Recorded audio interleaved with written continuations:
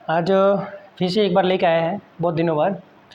कक्षा 10 का चैप्टर है ये, केमिकल रिएक्शन एंड इक्वेशन। पहला चैप्टर रासायनिक अभिक्रिया और समीकरण, उसको अपन समझेंगे। इसमें अभिक्रियाओं के प्रकार की चर्चा करेंगे अपन। अभिक्रियाओं के प्रकार में सबसे पहला आता है संयोजन अभिक्रिया।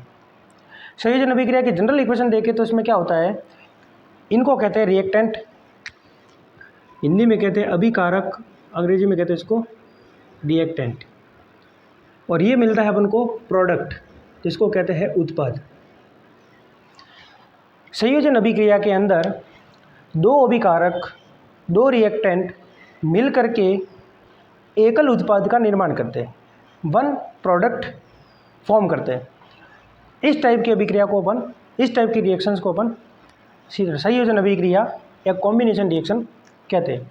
इसके कुछ एग्जांपल देखेंगे, जैसे मैग्नीशियम को अपन ऑक्सीजन की प्रेजेंस में बर्न करते हैं तो अपन को मैग्नीशियम ऑक्साइड मिलता है। इसका इस रिएक्शन से रिलेटेड प्रैक्टिकल जो होगा वो भी यूट्यूब पे आपको मिल जाएगा, आप देखना प्लेलिस्ट में जाके, आपको ये इसका जो प्रैक्टिकल वीडियो है वो भी आपको मिल जाएगा। आप देख सकते हैं कि मैग्नीशियम को बर्न करने पे किस टाइप से वो बर्न होता है और किस प्रकार की लाइट रिलीज करता है और एंड में कौन सा प्रोडक्ट बनाता है। तो आप उसको प्रैक्टिकल में देख सकते हैं। अब यहाँ अपन इस लेक्चर को कंप्लीट करेंगे और समझेंगे। तो जब मैग्नीशियम को अपन ऑक्सीजन के प्रेजेंस में बर्न करते हैं तो अपन को मैग्नीशियम ऑक्साइड रिलीज होता है, साथ में इसके साथ एनर्जी भी रिलीज होती है। एनर्जी का मतलब ऊर्जा भी मुक्त होती है। ये ऊर्जा मुक्त कर रहा है, इसलिए इसको एक्सोथर्मिक रिएक्शन कहते हैं। एक्सोथर्मिक को हिंदी में ऊष्माक्षेपी अभिक्रिया कहा जाता है। अब ये क्यों होता है एक्सोथर्मिक, ऊष्मा को रिलीज क्यों करते हैं, इसके पीछे भी एक साइंटिफिक रीजन है।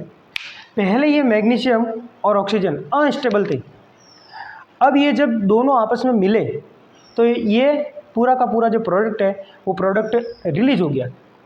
ये दोनों, इनके पास जो भी अपनी अपनी रिएक्टिविटी थी वो उन्होंने क्या कर दी, छोड़ दी। इसलिए छोड़ने की वजह से उनके पास, इन दोनों के पास जो एनर्जी थी, उस एनर्जी को ये दोनों मिल गए यहाँ पे, और उस जो पहले वाली एनर्जी थी यहाँ पे, उसको उन्होंने रिलीज कर दिया।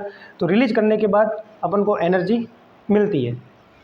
ये दोनों, इन दोनों के पास, ये पहले अनस्टेबल थे। जब ये दोनों मिले यहाँ पर तो इन्होंने अपनी अपनी एनर्जी को क्या कर दिया, छोड़ दिया। एनर्जी छोड़ दिया तो प्रोडक्ट के साथ साथ ये एनर्जी इनके पास जो थी वो भी अपन को मिलती है, और एनर्जी मिलती है इसलिए अपन को कहते हैं ऊष्माक्षेपी अभिक्रिया। सेम यहाँ पर भी होती है। ये है कैल्शियम ऑक्साइड, इसको स्लेक लाइम भी कहते हैं। स्लेक लाइम के अपन रिएक्शन जो है वो वाटर के साथ कराते हैं तो अपन को ये क्विक लाइम मिलता है। क्विक लाइम, इसको हिंदी में जो कहते हैं वो कहते हैं बुझा हुआ चूना, और ये जो है इसको कहते हैं बिना बुझा चूना।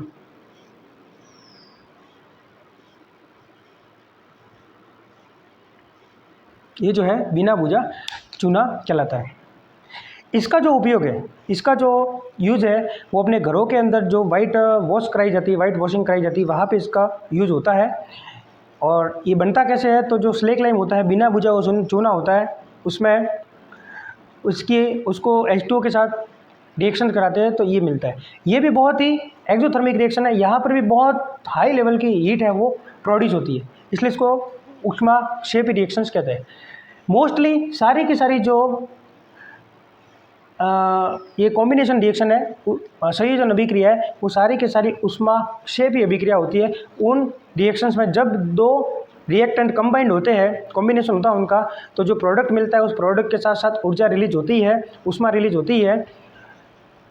मोस्टली 90% से अबव सारी की सारी ये रिएक्शंस है जो ऊष्माक्षेपी अभिक्रिया होती है। लेकिन अपन इसका एक एग्जाम्पल देखेंगे, अपवाद देखेंगे। इसका एक अपवाद ऐसा भी है जिसमें ऊर्जा जो अपने आपकी एनर्जी है वो रिलीज नहीं होती है, ऊष्मा शोषी है। जैसे एक इसका एग्जांपल देखेंगे अपन, ये N2 + O2, इसके अपन जो रिएक्शंस कराते हैं तो अपन को NO मिलता है, और ये जो आपका है वो ये रिएक्शंस जो है वो आपकी ऊष्माक्षेपी नहीं है, ये आपकी अभिक्रिया है जो ऊष्माशोषी। इसमें हीट रिलीज नहीं होती, इसमें हीट देनी पड़ती है अपन को, इसलिए ये आप इसका एग्जाम्पशन, ये जो अपवाद है वो भी आप इसको याद रख सकते हैं।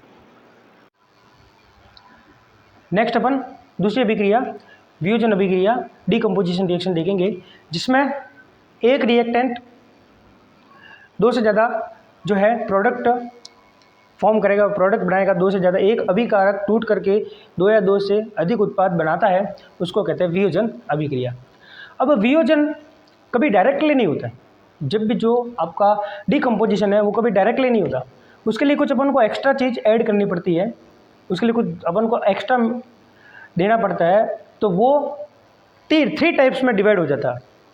फर्स्ट टाइप है जिसको हिंदी में कहा जाता है तापीय अपघटन, थर्मल डीकम्पोजिशन।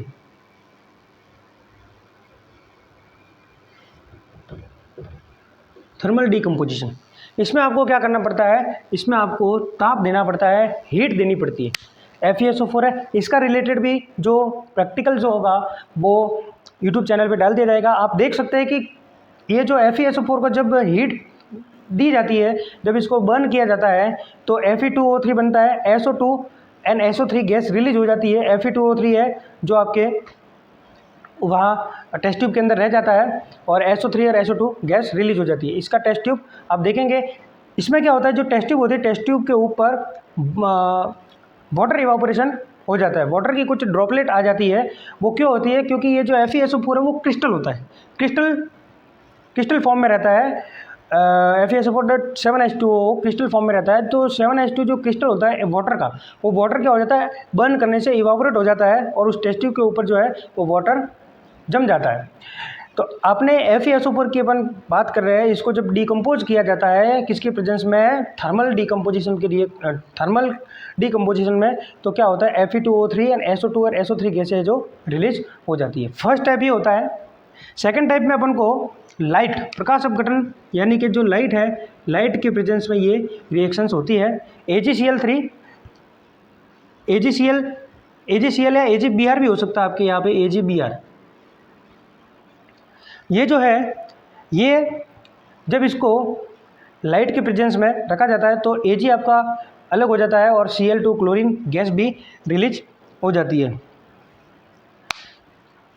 वैद्युत अपघटन थर्ड है, वैद्युत अपघटन, इसमें इलेक्ट्रिसिटी